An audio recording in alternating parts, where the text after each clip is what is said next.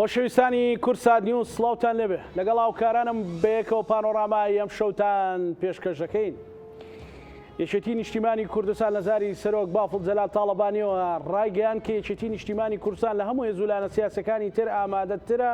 و تەواو ئامادەکاری کردو بۆ هەڵبژاردن و هیچ هێزێک ناتوانێت لە هەڵبژاردن ڕابکات و باسی لەوەش کرد کە مەسرور بارزانی بەبێ ئۆکەی یەکێتی نابێ بە مدیر عامیش. ئەمە ئامادەکاریەکە بۆ هەڵبژاردن، بەڵام لەولاوە بابەتی دیکە هەیە. سوپای تورکیا ڕۆژ بە ڕۆژ پێشهاتی نوێی پیشانی خەڵکی کوردستانەدا لە نوێترین پێشهاتدا کۆمەڵێک مرتەزەقا هێنراون بۆ ناوچەی پادینان، ئەوانەی لە سووریا کە کەس نازانێت سەر بەچێن و لەلایەن تورکیاوە داعمەکرێن کە ئەمە مەترسێکی گەورەیە بۆ سەردەڤەری بادینان. ڕۆڵی هێزولانە سیاسیەکان لە کەمکردنەوەی مەترسیەکان لە ئەنجامدانی هەڵبژاردنێک کە تیایدا حکوومەتێک پێک بهێندرێت لە خزمەتی کۆمەڵانی خەڵکی کوردستان دابێت چییە؟ پانۆراما گفتوگۆی لەبارەوەکە بە میوانداری هەرێک لە بەڕێزان بەڕێز شاناز زیرانی چاودێری سیاسی خێربێت. شاناز بەڕێز دکتۆر ڕێدار شارەزا لە پەیوەندی نێودەوڵەتیەکان بەڕێزیشان لە هەولێرەوە لەگەڵمان. شاناز خان، با لە قسەکانی ئەمڕۆی سەرۆک بافڵ دەست پێ بکەیت کە باسی کردی یەکێتی نیشتیمانی کوردستان تەواو ئامادەیە بۆ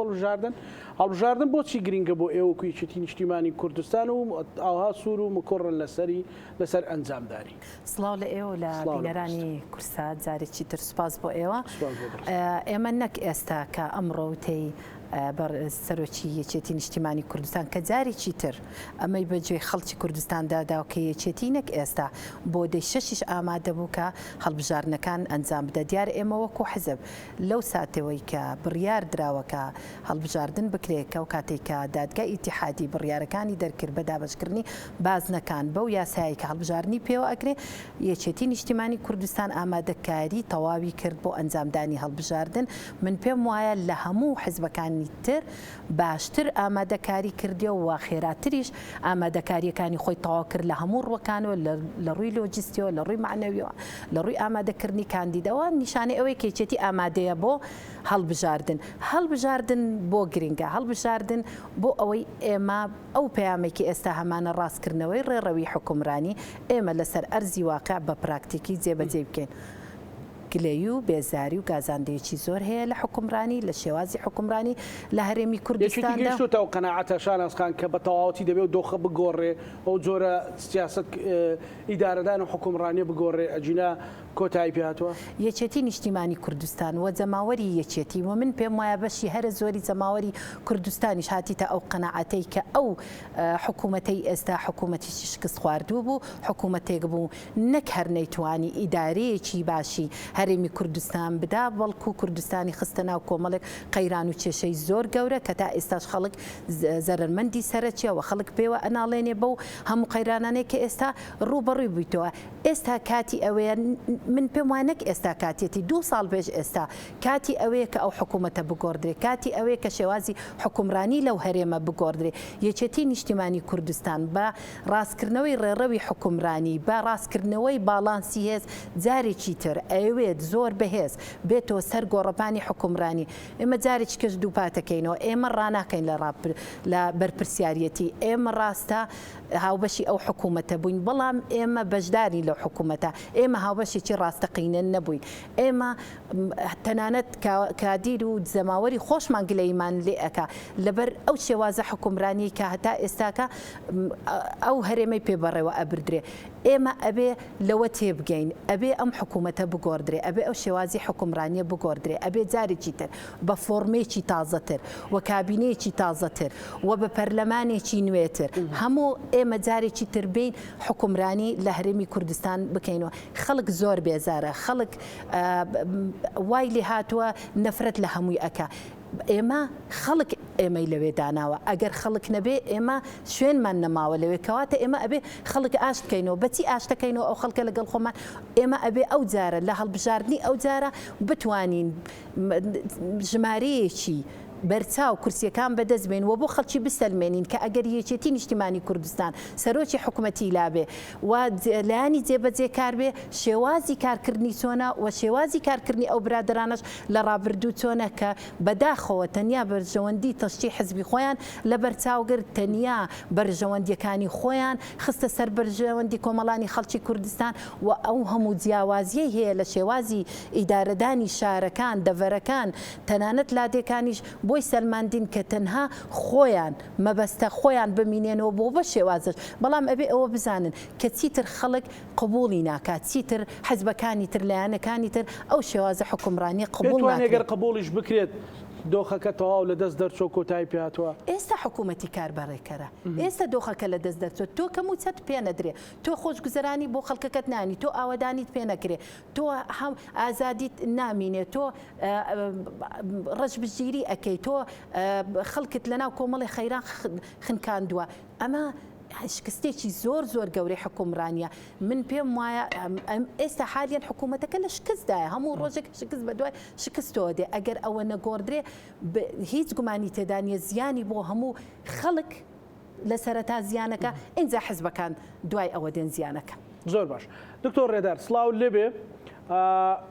یەکێتی نیشتیمانی کوردستان دیسان لە زاری سەرۆک زەختی لەوە کردوتەوە کە ئامادەن بۆ هەڵبژاردن و هیچ هێزێک ناتوانێت ڕابکە لە هەڵبژاردن. هەڵبژاردن چەند گرینگە بۆی جارێکی تر ئەپدێتی دامەزراوە یاسایی و تەنفیزەکانی هەرێمی کوردستان بکرێتەوە. سپاس لە ڕاستیدا بابەتی بەشداریکردنی هەڵبژاردن بۆ یەکێتی بابەتێکی تازە نییە. ئێمە دەمێکە ئامادەین و هێزی سیاسیش بەرلەوە ئامادە بوون بەڵام ئێستا پاشەکشیان کردووە ژینە ئێمە هەمیشار ئامادە بوون و پێشمان وایە کە پرۆسەیەکە هەموو لایەک پێویستە بە جددیەوە هەڵوەسە لەسەر بکەن و بەشداری بکەن. بەڵێ مەسلەی گرنگجی هەڵبژاردن بۆ هەرێمی کوردستان تا چەند گرنگە دکتۆر؟ بەتاکیت هەڵبژاردن نەک بۆ هەرێمی کوردستان بگرە بۆ هەموو وڵاتانی جیهان پرۆسەیەکی مەدەنیە پرۆسەیەکی دموکراسیە بۆ هەموو هێزە لایەنە سیاسەکان بابەتێکی زۆر گرینگە دووبارە بەشداری تاک دەبێت لە پرۆسەی سیاسیدا. ئێمە وەکو یەکێتی نیشتیمانی کوردستان هەمیشە ومان گوتوتەوە کە پێویستە هەر تاکێک لە هەرێمی کوردستاندا بەشدار بێت لە پرۆسەی سیاسی و بەشدار بێت لەو بنیادی ئەو پرۆسەی سیاسی کە لە ئێستا لە هەرێمی کوردستان ئاگوزارێ. تۆ لە سەرەتای بەرنامەکە باسیەوەت کرد کە ئێستا باردۆخێکی نەخوازراو لە هەرێمی کوردستاندا دروست بووە سەرباری ئەوەی کە خاتون باسی کرد کۆمەڵێک گرفتی زۆر گەورە لە مەسەلەی قەیرانی دارایی لە بابەتی خزمەتگوزاریەکان لە کەرتی پەروەردە و لە کەرتی تەندروستی و تەنانەت لە کەرتی خزمەتگوزاریەکان بە شێوەیەکی گشتی. بۆیە زۆر گرینگە ئەم جارە ئینتخاباتی ئەم جارە بە جۆرە لە جۆرەکان بێت کە هەر تاکێک هەر کەسێک لە هەرێمی کوردستاندا بەشدار بێت لە پرۆسەی سیاسی بۆ بنیادنانی دووبارە ئەو هێزە سیاسانێک کە لە هەرێمی کوردستاندا ڕابردوویەکی باشیان هەبووە و ئومێدی ئایندەیەکی باشتریان لێ دەکرێت لە داهاتوودا. بۆیە من پێم وایە بابەتی هەڵبژاردننی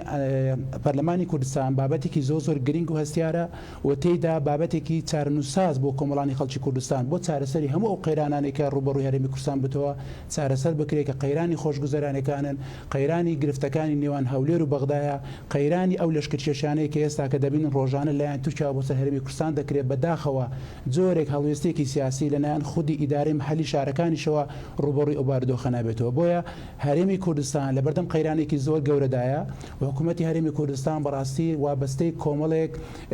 بارودۆخ بووە کە بە هیچ جۆرەکان لی دەرباز نابێ باشترین چارەسەر بۆ بارودۆخە ئەنجامدانی هەڵبژاردنە و سەرباری ئەوەش بەشداری لە هێزە سیاسەکان و تاکە لە دووبارە بنیانانەوە لە هەرێمی کوردستانە. باشە دکتۆر ینی باسی بەترسەکانی بەردەم هەرێمی کوردستانت کرد تا چەند مەسەلەی لە ڕووی نێودەوڵەتیەوە هەرێمی کوردستان لەژێر چاودێریدا ئەگەر بێت و هەڵبژاردن نەکرێت یان بە زوویی حکوومەتێکی هەڵبژێراوی خەڵک نێتە سەر شانۆی بەڕێوەبردن لە ناوەندە نێودەوڵەتیەکانی هەرێمی کوردستان ڕوبەڕووی ڕخنەی قورستر و گەورەتر دەبێتەوە.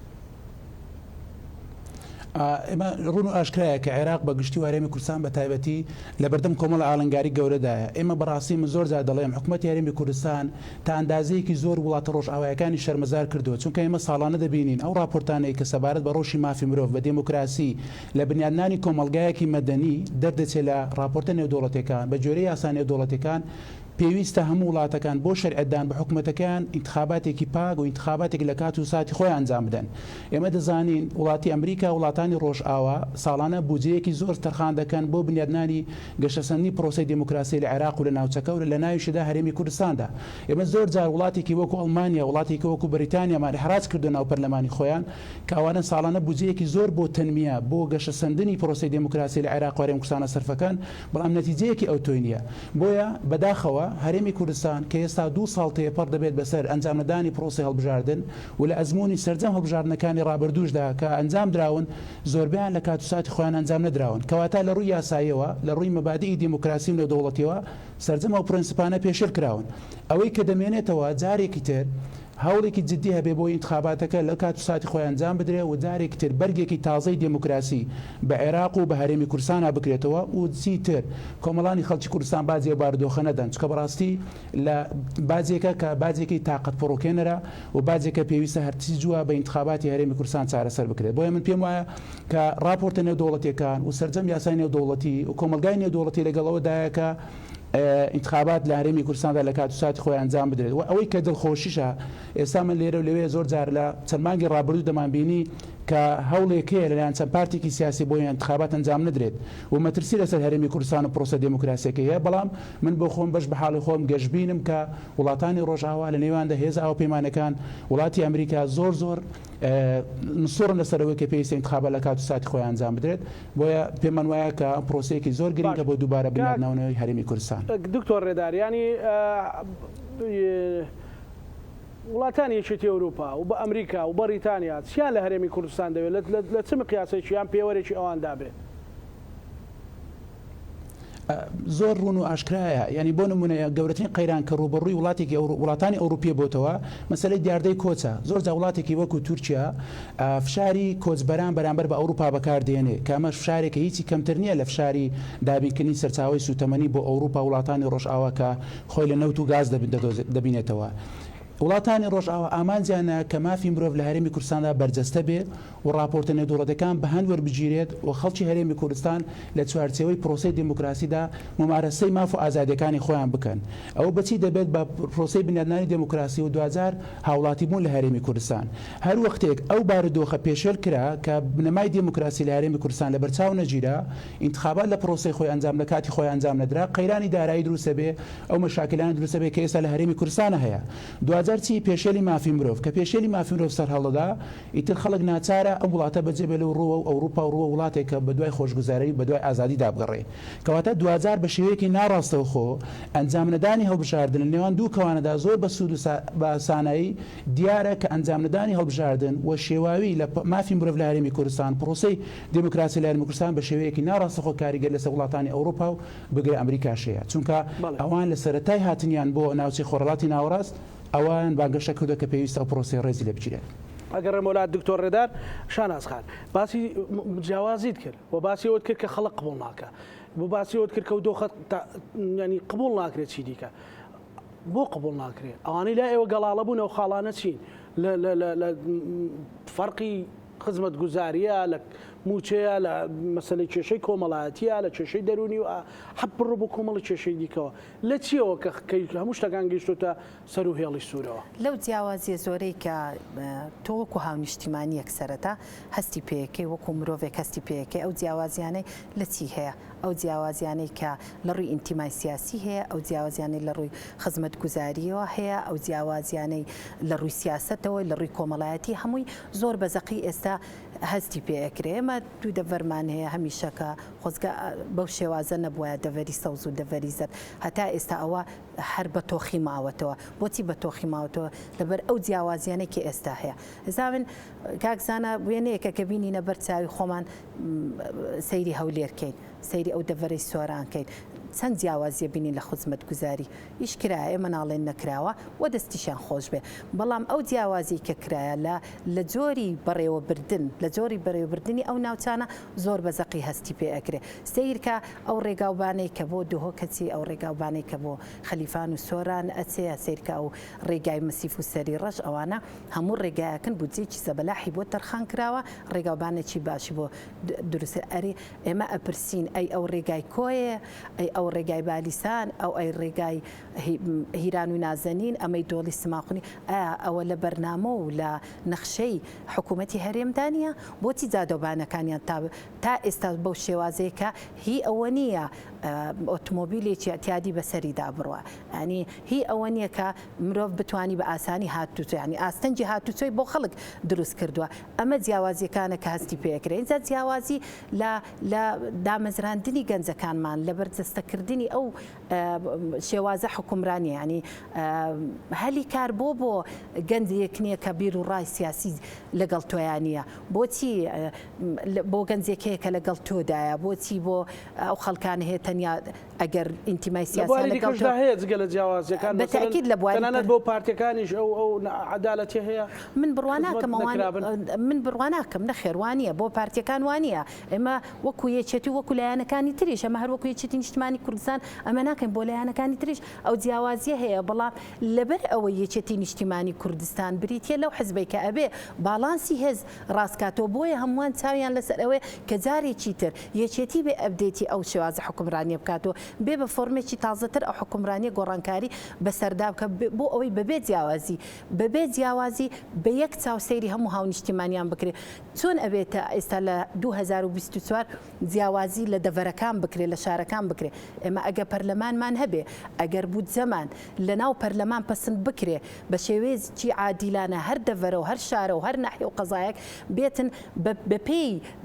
سنووری جوگرافیا و دانیشتوانی ئەو بودجەی کە لە پەرلەمان بۆی تەرخانەکرێ ساڵانە ببێتە بودجەی تەشغیلی و بۆ ئاوەدانکردنەوە بۆ هەموو ئەوانە بەکاربێ بەتاکی جیاوازی نامنێ بەڵام ئەو بودجە بەلاحی کە لەوێ خەرجەکرێتن لە هەولێر وە بۆ بەرژەوەندی من جارێکی ترش ئەیڵێمەوە بۆ بەرژەوەندی تەشتی حزبی ئەکرێت سیر کە تۆ کاکزانە شقامی 120 متر کرا شقامی 150 کرا لە هەولێر باشە دەستیان خۆش بیکارێکی باشە و ئاوادانکردنەوە کەس ناتوانێت بە ئیشی باش بڵێ ئیشێکی خراپە بەڵام لە بەرامبەردا تۆ دێی ئەو گەڕەکە هەژار نشینانەی وەکو باداوان و سێتاقان و کوران و ئەوانەتەیە هەتا ئێستا قڕ و چڵپا و سیانە بەبەر دەرگەی ماڵەکانیان دادێ هەتا ئێستاکە کێشەی ئاویان هەیە کێشەی کارەبایان هەیە بەداخەوە ئەو شێوازە حکومرانیە تۆماتی چیان چینی فەقیر و دەوڵەمەندی دروست کردی هەژار و دەوڵەمەندی لە هەولێرە دروست کردووە وەبیریشمان نەچێ کە دێتن ئەو شەقامە سەرچیانە دروستەکە 120 و 150 هەموو ئەو زەویانەی لە دەوروبەری ئەو شەقامەدان هەموو ئەچێتەوە بۆ کۆمپانیەکانی خۆیان کە باڵەخانەی زەبەلاحیان دروست کردیە هەمووی پارچیان لێ دروست کردیە هەموو ئەو خەڵکانە لەوێ نیشتەجێن کە خۆش ینی هەموو شتێکیان بۆ فەرام کرا لە ئاو و کارەبا و باغ و باغات و هەموو شتێکیان هەیە ینی ئەو جیاوازی کە ئێستا هەیە نەک هەر ئێمە وەکو یەکێتی من پێم وایە خەڵکی هەولێر خۆیان ینی زۆر بە زەقی ئەو جیاوازی ئەبینن زۆر بە ڕاشکاوانە خەڵک لە جادا قسە ئەکە هاوارەکە بەڵام بەداخەوە لە هەولێر سەرکوتکردن هەیە لە هەولێر ئازادی نییە لە هەولێر ئازادیەکان خنکێنراون خۆپشاندان نییە ناڕەزایەتی نییە هەمووی سەرکوت ئەکرێەوە بە زەبری هێز و بە ترس و تۆقاندن خەڵک ئەگەر من گومانم نییە زۆر ئەکیدم لەوە هەر کاتێک خەڵک ترسی نەبێ هەموو خەڵک لە سەرجادێ هەموو خەڵک لە شێوازی حکومرانی ناڕازیە بەڵام خەڵک ئەگیرێت ئێمە نابی بیرمان بچێ جیراوانی بادینان لەسەر چ جیراون تەنها لەسەر ئازادی جیراون تەنها لەسەر دەنگ هەڵبرین جیراون ئەبێ تاوانیان چی بێ تاوانیان هەر ئەوەیە کە داوای ئازادی و دیموکراسی بۆ خەڵکەکەی خۆیانەکەن خۆ ئەوەی ئەو تۆمەتانی خراونە تەپانیان هەموو دنیا ئەزانی ڕاست نییە هەموو خەڵکەزانی ئەوانە شتی دروستکراون کە بۆ ئەو هەواڵانە دروستکراوە و خەڵکی تری و هەتا ئێستا خەڵک لەسەر قسەکردنێک لەسەر کۆمنتێکی فەیسبوک هەتا ئێستا خەڵک ئەزیەتە درێ بێبەش کراوە فەسڵ کراوە بان کراوە هەڕەشەی لێ کراوە ینی هەموو ئەوانەی کە هەیە لەژێر دەستەڵاتیوان ئەکوزەرێ هەموو ئەوانەی کە هەیە ئەو بێزاریەیە کە ئەوان بەو دەستەڵاتە و بەو زەبر و زەنگەی کە هەیەە تا ئێستا خۆ دەشیانەوێ بەردەوام بن تێدا کەمای قبولکردنیە و من تاکیدم ئەم جارە گۆڕانکاریەکی ڕیشەیی لە شێوازی حکومرانی ڕوئەدا هەڵبژاردن بکرێ هەرگیز پارتی دیموکراتی کوردستان ناتوانێت ببیتەوە ئەو زۆرینەی کە هەتا ئێستاکە نازی پێوە کردەوە هەتا ئێستاکە وەکو چەکێک بۆ لە دەستی کە توانیوەتی کۆمەڵێک یاسا لە بەرژەوەندی تەشتی حزبی خۆی ببات سەری وە درێژەشی پێدایە هەتا ئێستا من دڵنیام گۆڕانکاری ئەکرێ وە کاتێتی گۆڕان کاری بکرێتن و ئەژبێ بکرێ ئەبێ خەڵک ئێمە زۆر لە ناو خەڵچین زۆر ئەچینە ناو خەڵک هەموو داوای گۆڕانکاریمان لێەکە خەڵک ئەڵێ فەرم و بیگۆڕن فەرم کاتێتی ئێستا ئەو شێوازە حکومرانیە بگۆڕن ڕزگارمان کەن دەربازمان کەن لەو شێوازە ژیانەی ئێمە هەمانە تا 6 ڕۆژە موچە نەدرایە خەڵک کرێتیە خەڵک بەبەر نان ڕناگە بەبەر کڕینی ئاو و کارەبا ڕناگە وڵامی ئەم حکوومەتە چییە بۆ ئەو پێشمەرگەی کە 500,000 دیناری هەیە و 6 ڕۆژە موچەی وەرنەگرتیە وڵامی چییە کە هەتا ئێستا سەرۆکی حکوومەت هاتۆتە سەرڕاگەیان کە بڵێ ئەو هۆکارەیە تەنیا هۆکارەکە ئەوەیە ئەوان خەڵکانی خۆیان ئەخزێنە ناو لیستەکانی موچەخۆران و بەغدا قبوڵی نیە ئێمە هەمومان نەزانین کە چەند هێزێکی نادەستوری نایاسایی دروست کردیە و خزاندیتە ناو ئەو لیستانە و هەتا ئێستا کە بوویتە کێشەی گەورە بۆ هێزە ئەمنیەکان و وای کردیە موچێ ئەو هەموو خەڵکە بند بکرێت بۆ 20,000 کەسێک کە پارتی دیموکراتی کوردستان ئەوێ لە ناو لیستەکانی خۆیان و لە ناو فەرمانبەرانیشی هەیبێ بەداخەوە چی دەستەکەوێت لەوە؟ ئەوەی کە ئەو ئاراستێک کە ئەو کاری پێەکە پێی وایە ئەو هێزانە هەموو کاتێک بۆ ئەوە بەکاربێنێ کە خەڵکی پێسەر کوتکە و بیریشمان نەچی بۆ کاتی هەڵبژارنەکان بەکاریان بێنێ ئێمە نابی بیرمان بچێ کاوان هێزی ڕۆژیان دروست کردبوو کاکزانە هێزی ڕۆژ هەمومان نەزانین ئەو مرتەزەقەیە کە جەنابەت باسیەکە هێزی ڕۆژ بەس تەنیا بۆ دژایەتیکردنی ڕۆژ ئاوا و باکووری کوردستان و پەکەکە و ئەمانە دروست کرابن بۆ ئەوە بەکارە هێنران هەر کاتێک بیانەوێ پەلاماری ئەوان بدەن و بیانەوێ ئاژاوە لەو ناوچانە دروستکەن ئەوان بەکارە هێنران و ئێمە بینیشمان لە نەتیجەدا حکوومەتی ناوەندی ئەم هێزی قبول نەبوو لە بەرەوەی هێزێکی نایاسایی بوو و لە بەرەوەی کارتی نیشتیمانیان نەبوو و لە بەرەوەی دەنگەکانیان تەزویر بوو ئەوانە هەموو کاتێکی پارتی جگە لەوەی بۆ سەرکوتکردنی خەڵک بەکاریهێنا وەکو چەکێکیش بۆ هەڵبژاردن بەکاریهێنا دەنجی سەختەکاری پێ ئەدان خەڵکیان هەیە بە 400 دەنگ لە چۆمان دەرچۆ کە ئەسڵەن خەڵکی ئەوێ نیە ڕۆژێک نەچویتە ئەوێ هەمووی بەدەنجی ئەو جۆرە هێزانە دایان ناو دوایە بوون بەکە لەگال لە پەرلەمان و بە خراپترین شێواز مامەڵیان لەگەڵ هەموو پرۆژە یاسایەکانەکردە ناو پەرلەمان و نەیان دەهێشت لە بەرژەوەندی خەڵک بە هیچ شێوەیەک ئەو پرۆژانە تێپەڕن کە قازانج بە میلەتەکە بگەێنێ باش زۆر باشە لەوەی کاک دکتۆر ڕێدار لەوەی شانازخان خاتوشاناز باسی کرد باسی ئەوە بکەین پرسیاری ئەوە بکەین کە چەند ڤیددیوەیەک بڵاو بۆتەوە لە دەڤەری بادینان کە ژمارەیەک مرتەزەقا لە ناو سوپای تورکیادا لە منتیقەی بادینان جێگیر کراون ئەمە چ مەترسیەکی هەیە؟ کاکزانە بابەتی هاتنە پێشەوەی جێشی تورکیا بابەتێکی شاراوە نییە ئەو بەڵکو ئەوەی شاراوەیە ئەوەیە کە بۆچی حکوومەتی خۆجێی ئەو ناوچەیە پارێزگاری دەهۆک حکوومەتی هەرێمی کوردستان باڵوێستێکی سیاسی ئیدانەی ناکە کێشەکە لەوەدایە ینی بۆچی ئایا ئێمە دەبێت قازانجی و باردۆخۆ چی بێ پەیوەندەکانی نێوان عێراق و تورکیا بابەتێکن کە پەیوەندێکی هاوسنووری دوو وڵاتن کە دووچەند سیادیان هەیە و ڕێکەوتنامە ئەو دوو وڵاتە لە ساڵی هەشتاکانمان هەیە 2010 و 2012 ڕێکەوتنامەی ئەمنی لە نێوان عێراق و تورکیادا هەیە و پێویستە هاوکاری یەکتر بکەن بۆ گۆڕینەوەی بابەتی زانیاری و بێجگەلەوە لە بابەتی پاراستنی ئەمنی لەوان هەردوو وڵاتدا ئەمە شتێکی ئاساییە ئەوەی ئاسایی نییە ئەوەیە بۆچی ڕێگە نادرێت تەنانەت چەند چالاگوانێک چەند کەسێک لەو ناوچە خەڵکی دەڤەری ئەو ناوچەیە کە ئێستا گوند و ماڵ و حاڵی خۆیان بەجێشتووە کە ئەمە پێشێلێکی سەروەری تەواوی یاسای نێودوڵەتی و پێشێلی تەواوی سەروەری خاچی عێراقا بۆچی حکوومەتی هەرێمی کوردستان تەنانەت بە بەیاننامەیەکش ئامادە نیە و هەڵوێستە ڕوون بکاتەوە ینی سیرەکە لێرەدا ئەوەیە ئەجینا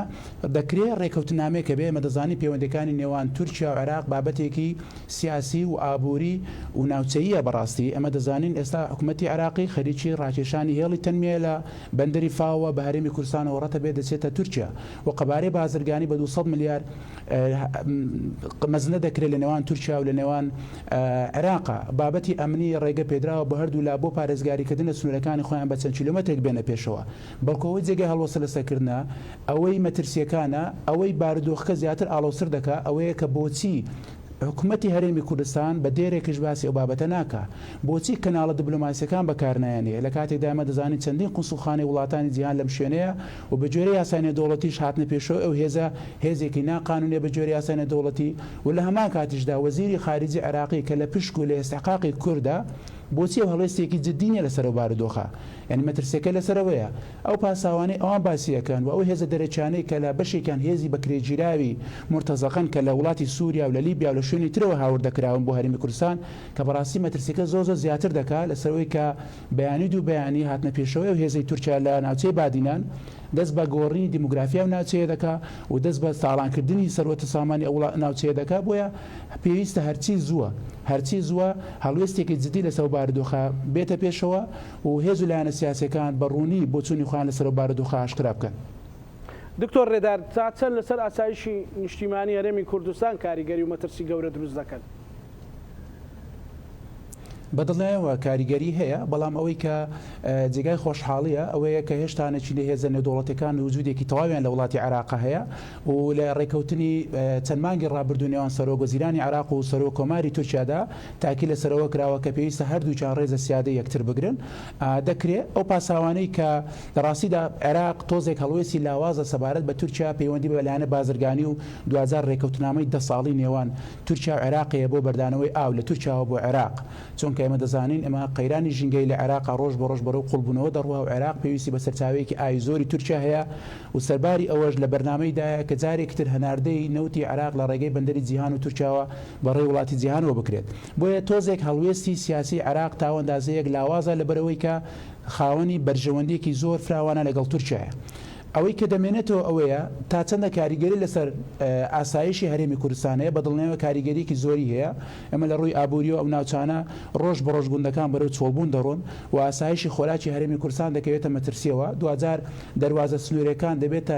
دەبێتە منفەزێکی زۆر ئاسان بۆ هەموو شۆکردنی ئەو هێزە چەکدارە ئۆپۆزیسیۆنانی کە لە سووریا هەن و لە وڵاتانی لیبیا و ناوچەکەدا هەن دەکرێت ئاڵوگۆڕان پێ بکرێت و پەیوەندێکی دروستیان هەبێت لەگەر هێزە سونەکان لە عێراقدا و لەگەڵ جەبهەی تورکمانی و لەگەڵ چەندی هێزلانی سیاسی لە هەرێمی کوردستاندا و 2000ش بەکاریان بێنن بۆ سەرکوتکردنی ئەو هێزە سیاسانی کە لە هەرێمی کوردستاندا هەنە ئەمەش 2000 بۆ خۆی مەترسیە بەڵام من بەش بە حاڵی خۆم هێشتا مەترسیەکە بۆ ڕادەیە نبینم کە کاریگەری لەسەر پرۆسە دیموکراسیەکەی هەرێمی کوردستان بێت یان لانی کەم کاریگەری لەسەرەوە بێت چونکە هەڵوێستی عێراق لەسەر بارودۆخە ڕوونە کە پێویستە ڕێزە سیادەی عێراق بچیرێت دەمێنێتەوە سەرەوەی کە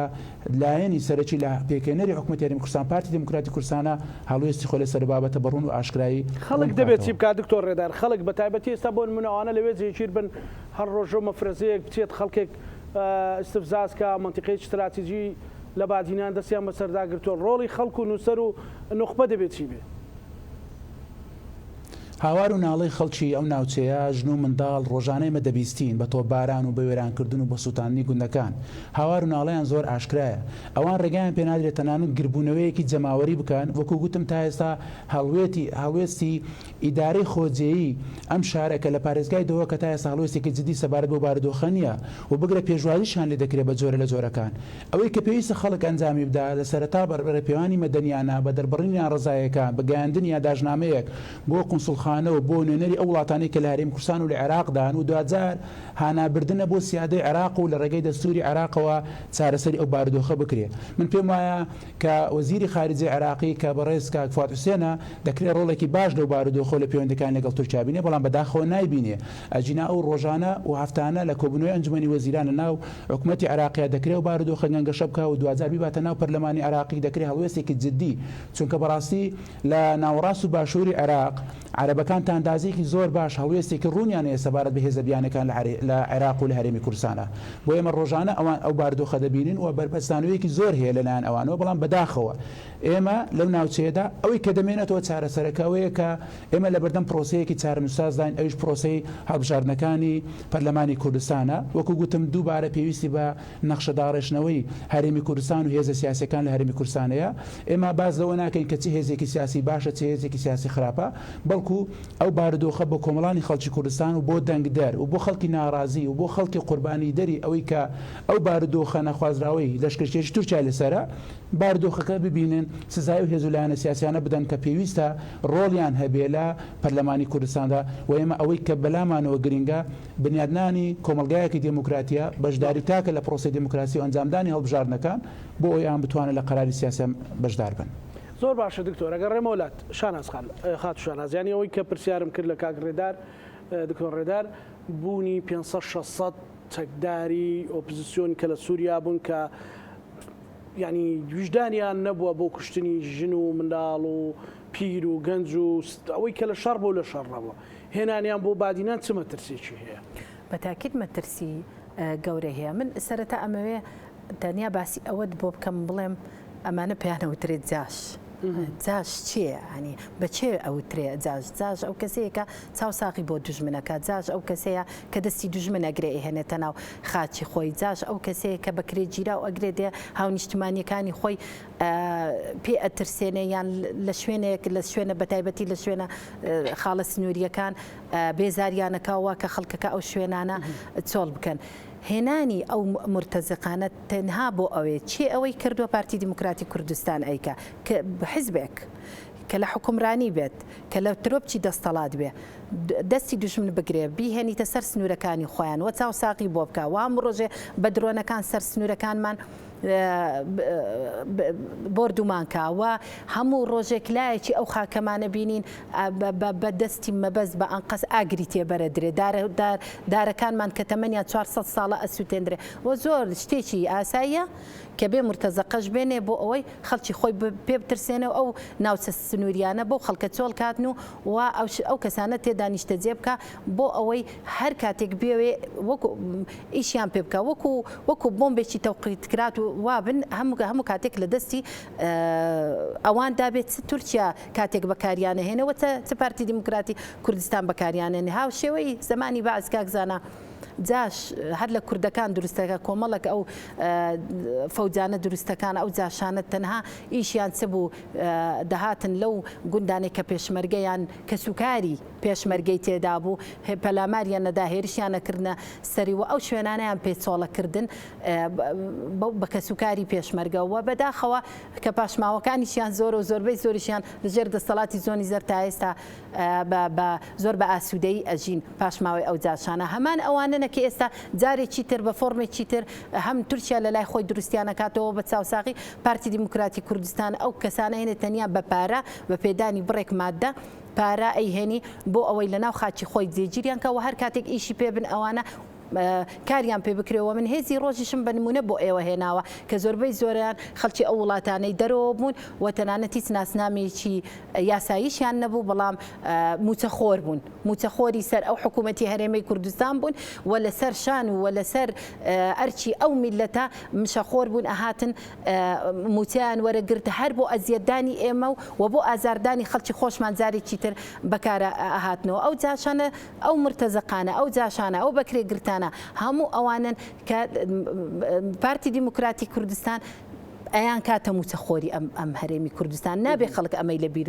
بچێت کە خەڵک کە چوە سەر سندوقی دەنگدان ئەم حەقیقەتانەیان لەبیر بێ ئەمانە مرتەزەقان جاشن بۆ کوشت و بڕی هاونیشتیمانیانی ئێمە هاتینە بەڵام موچیان هەبووە لە هەرێمی کوردستان و بووینەتە کێشە بۆ فەرمانبەرانی هەرێمی کوردستان و لەسەر ئەوان ئێمە موچەمان دوا ئەکەوێەوە تەنانەت حکوومەتی ناوەندیش بیانومان پێ ئەگرێتن جاش لەسەر جیرفانی فەرمانبەرێکی خۆمان دروستە بێت جاش لەسەر خوێنی کە سوکاری شەهیدانی ئێمە دروستە بێ ئەو مرتەزەقانێکی ئێستا ئەمڕۆ هەنە بەیانی بۆ ئەوە دانراون هەل پەلاماری خۆمان بدەن بە تەئکید تەنانەت ئەوان بازگەشیان داناوە ناسنامەش لە خەڵکی منتیقەکە وەرەگرن لێپرسینەوەیان لێ ئەەکەن هەر کەسێک ئەگەر بزانیان لەو خەتە سنووریە کە بەتای بخۆی منتیقەیەکی استراتیجیەوە ئەو دی باکووری کوردستان و نێوان باشووری کوردستان و یعنی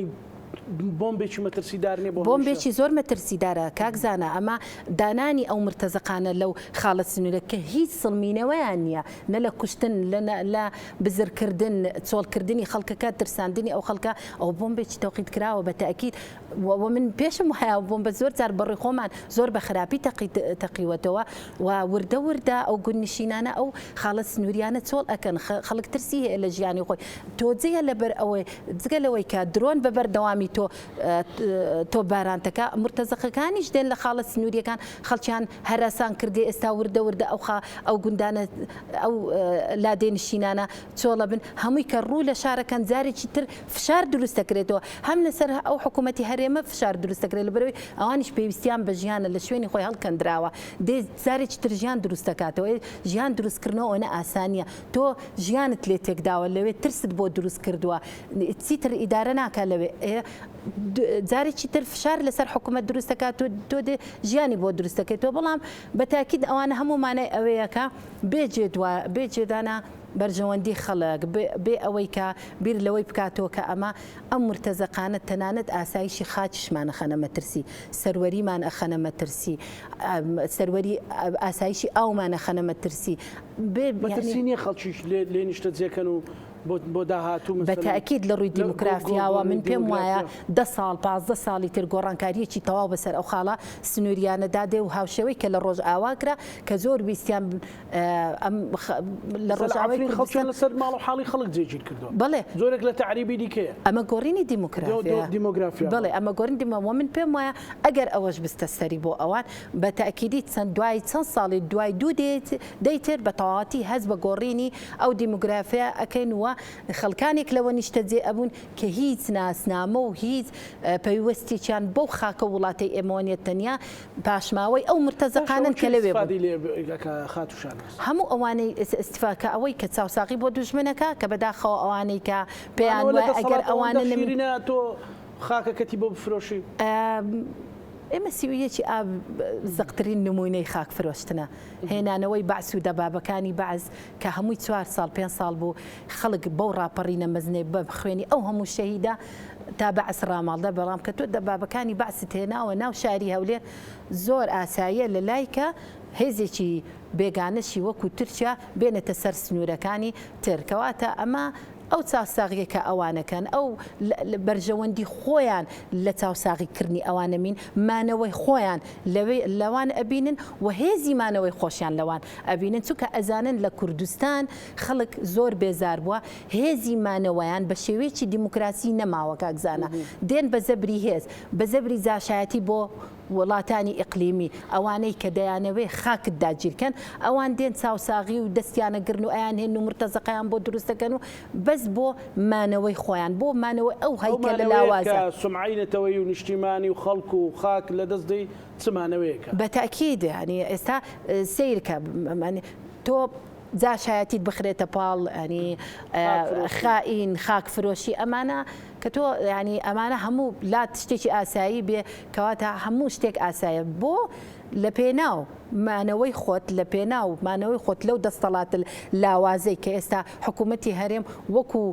کاولێکی ڕووخاوی لێ هاتووە تەنانەت هەر دیوارەکانی بەپێوە ماوە ئەوی تر هیچی نەماوە ئەو جوانکاریانەی کە لە خانوو ئەکرێ هیچی نەماوە ماڵەکە نەماوە ماڵەکە داڕماوە بەڵام هەیکەلێک ماوە و ئیتر هەیکەلێکی ڕووخاو ئاوا دێتە بەرچاوت هەیکەلی حکوومەتی هەرێمی کوردستانشتە بەو شێوازە دێتە بەرچاوی خەڵک بەڵام بۆ مانەوەی خۆی ئامادەی هەر لەو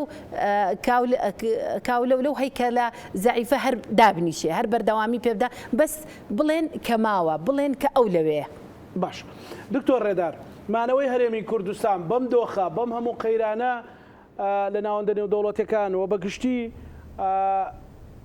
بە تەواوەتی لەسەر ئەو قەوارەیە ئەو ستاتیۆش کە بە خوێنی شەیدان و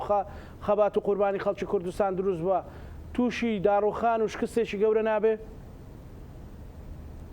بەدڵنیایەوە بابەتی هەرێمی کوردستان مڵکی کەس نییە مڵکی هیچ هێزێکی سیاسی نییە ئەوەی کە گرفتە ئەوەیە کە زۆر جار ئەوەی کە پارتی دموکراتی کوردستان دیکە کە قەیرانێکی زۆر گەورە لە هەرێمی کوردستان دروستەکە دوجاری لەسەر قەواری هەرێمی کوردستان ئەوەیە پێی وایە هەر هێزێکی سیاسی لەگەڵ ئەو نەبێ ئەوە خائینە ئەمە زۆر گرفتێکی گەورەی دروست کردووە بەدڵنیایەوە ئەو بارودۆخەی کە بۆ نەکتەنە هێزێکی سیاسی وەکو یەکێتی نیشتیمانی کوردستان و وەکو پارتی دموکراتی کوردستان بەڵکو هەرێمی کوردستان مڵکی تەواوی کۆمەڵانی خەڵکی کوردستانە و ئەزمونێکە لە ناوچەی خۆرەڵاتی ناوەڕاستە دروست بووە کە بەڕاستی ئەزمونێکی شانازیە بۆ وڵاتانی ڕۆژئاوا بۆیە پارێزگاریکردنی پەیوەندی بە وەفای و ڕێزی ئەو هەموو قوربانیدان و شەهیدەیە کە لە ساڵانی ڕابردوو لە ساڵی ڕابردوو هەرێمی کوردستان و خەڵکی کوردستان خەباتی لە پێناودا کردووە بۆیە من پێم وایە خەڵکی هەرێمی کوردستان زۆر لەو بارودۆخەدا وشیارترن و زۆر لەوە هەز بە مەترسیەکان زیاتر دەکەن و پێشم وایە کە بە هیچ جۆرە لە جۆرەکان هەرێمی کوردستان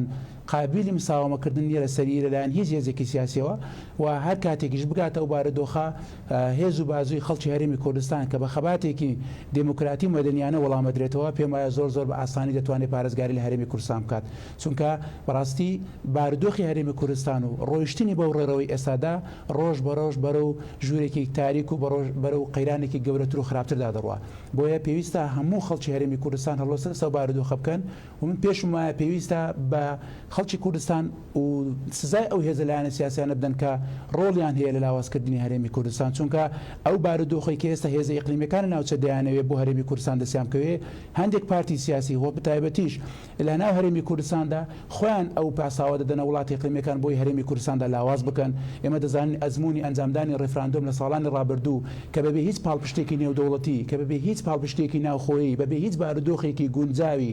لە باری ناوخۆیی کە تۆ بە 6 مانگ بە 7 مانگ جارێک موچەیەک دابەشەکەی داوای دروستکردنی دەوڵەتێکی کوردی دەکەی ئەمانە هەموو هەنگاو بوونە بۆ ئەوەیە تو هەرێمی کوردستان ڕۆژ بە ڕۆژ بەرەو بارودۆخێکی تەسک و نالەبارتر و نەهەموارتر ببەی بۆیە من پێم وایە هەرێمی کوردستان ئێستا لە بەردەم قەیرانێکی گەورەدایە پێویستە کۆمەڵانی خەڵکی کوردستان ئەو بارودۆخە قبول نەکەن قبول نەکردنیشان بە دەربڕینی ئاسی ناڕزایی خۆیان لە قۆناغی یەکەمدا کە قۆناغێکی مەدەنیانەیە بەشداری لە پرۆسەیەکی سیاسی و انتخاباتەکان تۆڵە و سزای ئەو هێز و لایەنە سیاسیانە بدەن کە ڕۆڵیان هەیە لە لاوازکردنی پێگەی هەرێمی کوردستان چون بەرگە هیچ یاریەکی تر دەگرێت هەرێمی کوردستان جگە لە کۆڕانکاری و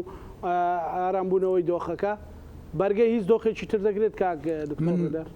من پێم وایە هەرێمی کوردستان ڕاستە هەندێک زمانەتی دەستوری هەیە هەندێک زمانەتی دەستوری هەیە بەڵام زمانەتی دەستوریەکە تا ئەو ئەندازێ بەردەگرێت کە تۆ بۆ خۆت پارێزگاری لێ بکەیت بەڵام نەک هێزێکی سیاسی وەکو پارتی دموکراتی کوردستان بە ئەنقەست و بە هەوڵێکی جددی ئەوەوە دەدا کە هەرێمی کوردستان بەرەو لاوازی بڕوە یعنی مە لە چەند ڕۆژی ڕابردوو بینیمان لە ڕووداوەکانی سیوێکی ئاب و یادکردنەوەی شەیدەکانی سیوێکی ئاب تۆ شانازی بەوە دەکەی کە سیوێکی ئاب دەستکەوتی کە مێژوویە بۆ هەرێمی کوردستان بەڵام لەو لاشەوە باز لەوە دەکەی کە ئامادەنی داهاتی ناوخۆ تەسلیمی دەستی بەغدا بکە هەر ئەو بەغدایە شانازیە بۆ تۆ لە سیوێکی ئاب وەرە و بەغدایە دژمنی تۆی ئامادەنی داهاتی ناوخۆ ڕادستی ئەو بکوێ بۆیە هەرێمی کوردستان لە بەردەم قەیرانێکی زۆر گەورەدایە بەرگەی هیچ ململانە هیچ یاریەکی تر ناگرێت باشترین چارەسەری ئەوەیە کە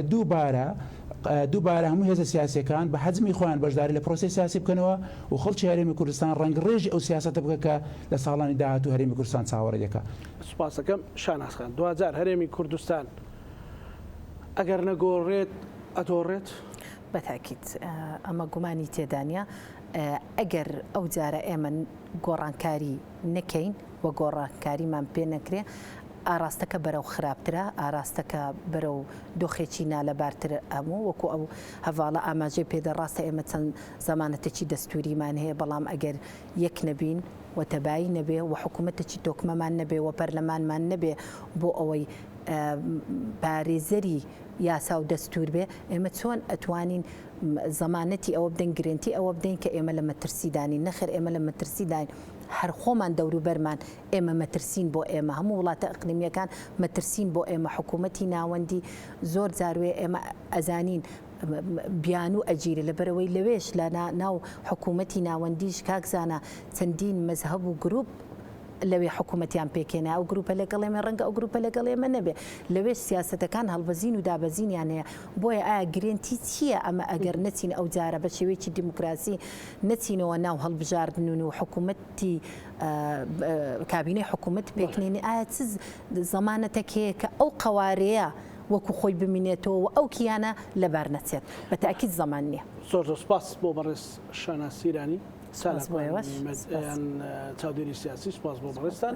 هەروەها سپاس بۆ بەڕێز دکتۆر ڕێدار بەکرد شارەزا لە پەیوەندیدنەوە دەوڵەتەکان لە ئەولێرەوە لەگەڵ ما بووین بینەرانی خۆشەویست لەگەڵ هاوکارانم بە یەکەوە پانۆڕامای ئەم شەومان پێشکەشکردن هەموو لایەکتان ئەمانەتی خوای گەورە بن خواتان لەگەڵ